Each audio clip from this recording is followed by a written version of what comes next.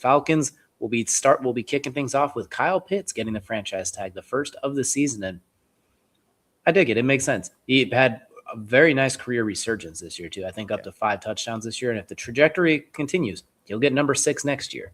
So he continues to go up in that regard very numerically. I don't want to say this is finally the year because people have been saying that, especially in fantasy football for his entire career, but I like the idea of having Kevin Stefanski as his coach because he does scheme up tight ends very well off the run game. You just need Michael Penix to stay on the field, really, and throw inside the hashes more than 10 times in 9 games. Just some things to work on there since Kirk Cousins is gone, but you don't let Kyle Pitts hit the market, so I get it. You don't just let him hit the market at this point, too. He's still 27 years old. I get it. You keep him in. This is the year, right? This is the year. You hope for Kyle and for the Falcons. You hope it's the year because he's going to get a bag if it is. Yeah, no. There's very few franchise tags I ever look at, and I'm like, you know what? That was a really just equally across the board. That's a good move for both sides.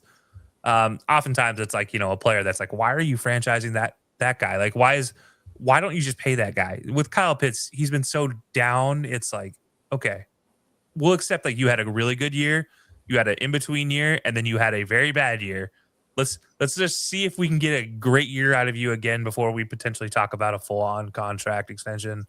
This one just makes sense across the board. So I like this one for Atlanta, especially with Stefanski coming in. Like you said, it's a lot of positives there.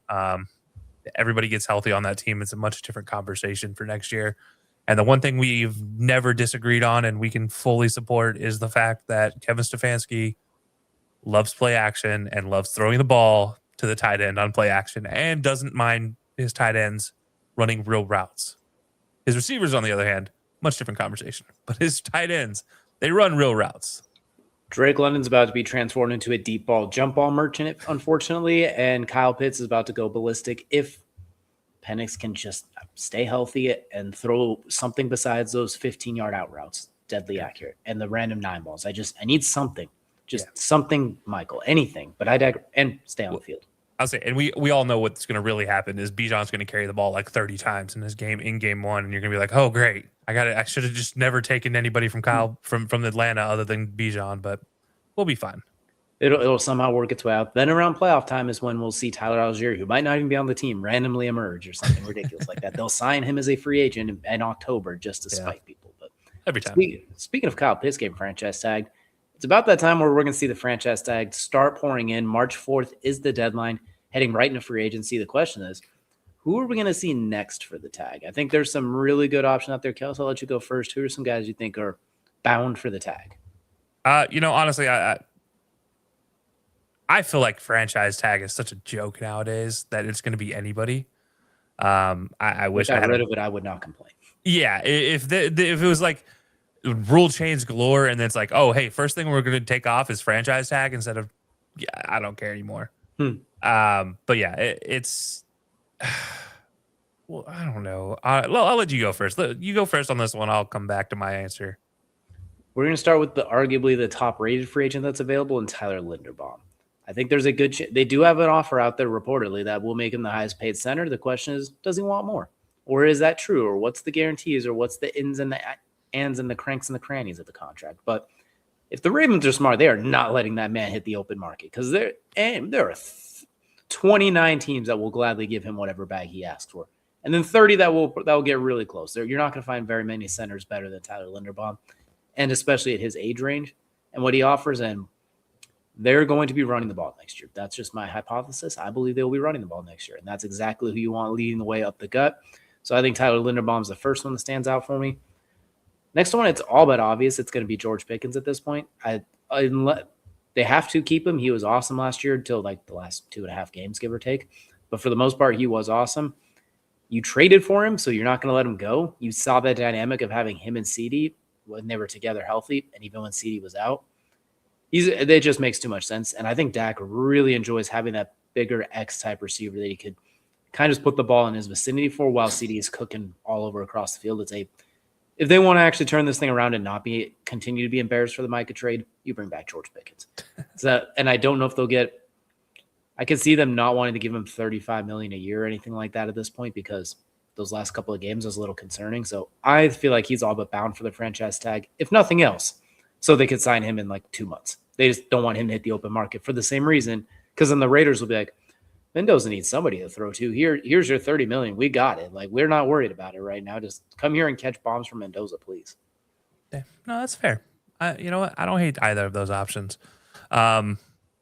Yeah, no, that makes sense. I'll go with. I'll give you that. George Pickens, especially, it makes sense. Like, do you really want to pay the guy? Can you pay the guy? Probably not.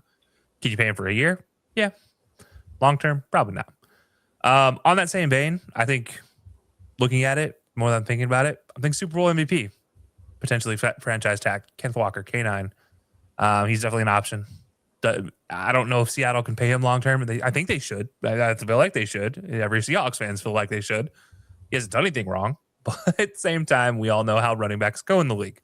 And I'm going to stick with that same thread for my next guy, Breece Hall, for the Jets. Again, a guy up until last year was a top 5 running back choice, and then obviously the Jets are what they are.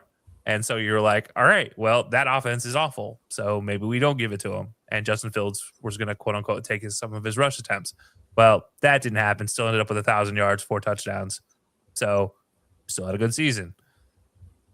Up for contract renewal.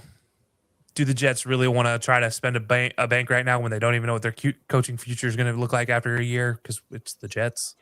So yeah, I think Breece Hall makes sense for the Jets as the option. So yeah, I'm gonna go 2 running backs. That's just seems the safest option for sure. Other than like maybe Mike Evans or something like that.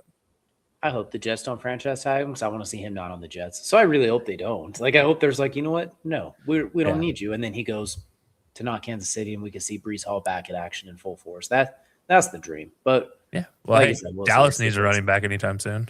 They did sign Javonte Williams, so I mean, they did. Dallas needs a running back anytime soon.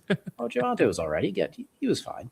Now, if you want both of them, then yeah, sure, you want to be greedy. And say, you know what, we're not going to stop anybody, so we're going to run 2 backs and 2 receivers and a tight end, and good luck, everybody. Look, I know I got the blue lights on behind me. I could care less what the Cowboys do. I have traded that in as long as they just keep signing Brandon Aubrey and just keep him in the league. Just Brandon Aubrey is the only thing that matters. Otherwise, I don't care what the Cowboys do. At least until Jerry Jones Javonte Williams to that 2000s offense with 2 backs, tight end, 2 receivers. It could be fun. I mean, like you do have Shoddy. He saw the era with Shoddy. Like, you know what? It could at least be amusing, if nothing else. Atlanta got to a Super Bowl using 2 running backs. That's all I'm going to say. They also had a Hall of Fame quarterback, but I'd digress because they didn't win. So yeah, and playing both at the same time too. None of this trying to save them. I want to let them both cook at the same time. Looking at you, Detroit. Looking at what Carolina did when they had Cam and they had Jonathan Stewart and they had D'Angelo Williams. Like that running backfield was insane. And then don't forget Mike Turner. Make 2 running back situations great again. That's all we have on this point. Like, technically, they had 3 and then Cam. Makes several running backs play at the same time great again, but